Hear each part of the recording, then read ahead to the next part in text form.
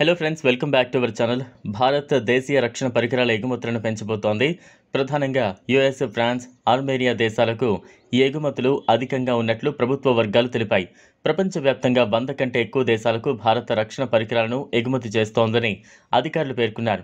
ప్రభుత్వ వర్గాలు తెలిపిన వివరాల ప్రకారం దేశీయ అంతర్జాతీయ అవసరాలను తీర్చడానికి, భారత్లో ఉత్పత్తిని మెరుగుపరచడానికి రక్షణ మంత్రిత్వ శాఖ స్థానికంగా ఈ విభాగంలో తయారీని ప్రోత్సహిస్తోంది. పరికరాలను యుఎస్లోని లాక్హీడ్ మార్టిన్, బోయింగ్ వంటి సంస్థలు విమానాలు, హెలికాప్టర్ల తయారీలో వాడుతున్నారు.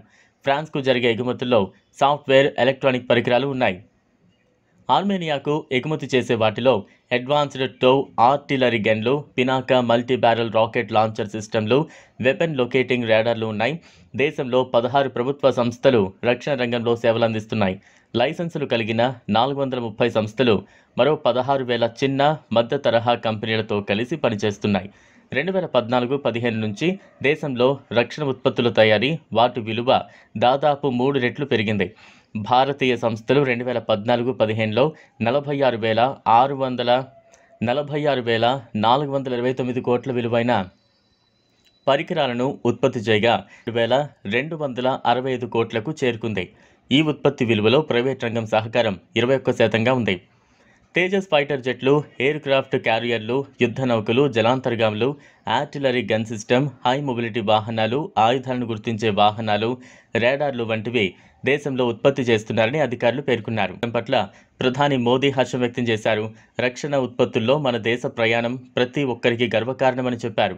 రక్షణ రంగంలో పాలు పంచుకోవాలని స్టార్టప్లు, తయారీదారులు, వ్యాపారవేత్తలకు, యువతకు పిలుపునిచ్చారు. ఈ రంగంలో నవీన ఆవిష్కరణలు సృష్టించేందుకు ముందుకు రావాలని సూచించారు. చరిత్రలో భాగస్వాములు కావాలని కోరారు. ఈ మేరకు మోదీ బుధవారం లింక్డ్ఇన్లో పోస్ట్ చేశారు. మీ అనుభవం, శక్తి సామర్థ్యాలు, ఉత్సాహం దేశానికి అవసరం.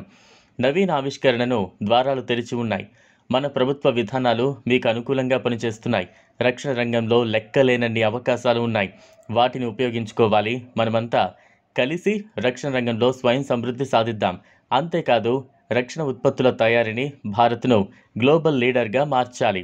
గతంలో మనం విదేశాల నుంచి రక్షణ పరికరాలు, ఆయుధాలు దిగుమతి చేసుకునే పరిస్థితి ఉండేది. ఇప్పుడు మనమే విదేశాలకు ఎగుమతి చేసుకున్నాం. ఈ అద్భుత ప్రయాణం దేశంలో ప్రతి పౌరుడికి గర్వకారణమే. రక్షణ పరిశోధన, అభివృద్ధి నిధుల్లో 25% నిధులను ఇన్నోవేషన్కు ఖర్చు చేస్తున్నాం. ఉత్తరప్రదేశ్, తమిళనాడులో 2 అధునాతన డిఫెన్స్ కారిడార్లు రాబోతున్నాయని ప్రధాని మోదీ వెల్లడించారు. నూతన ఆవిష్కరణలు, ఆధునిక సాంకేతికతలో భారతీయ యువతకు తిరుగులేదని ప్రధాని మోదీ ఉద్ఘాటించారు. వారు అత్యుత్తమ నైపుణ్యాలు ప్రదర్శిస్తున్నారని కొనియాడారు. గ్లోబల్ టెక్నాలజీ లీడర్ భారత్ నిర్విరామ ప్రగతి సాధిస్తోందంటూ గిడ్ సంస్థ CEO థామస్ డోహెమ్కే ఎక్స్లో చేసిన పోస్టుకు ప్రధాని మోదీ బుధవారం స్పందించారు. సంజలో ఉందని థామస్ పేర్కొన్నారు.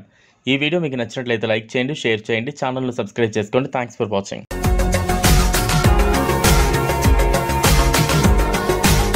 మరిన్ని అప్డేట్స్ కోసం మా ఛానల్ని సబ్స్క్రైబ్ చేయండి.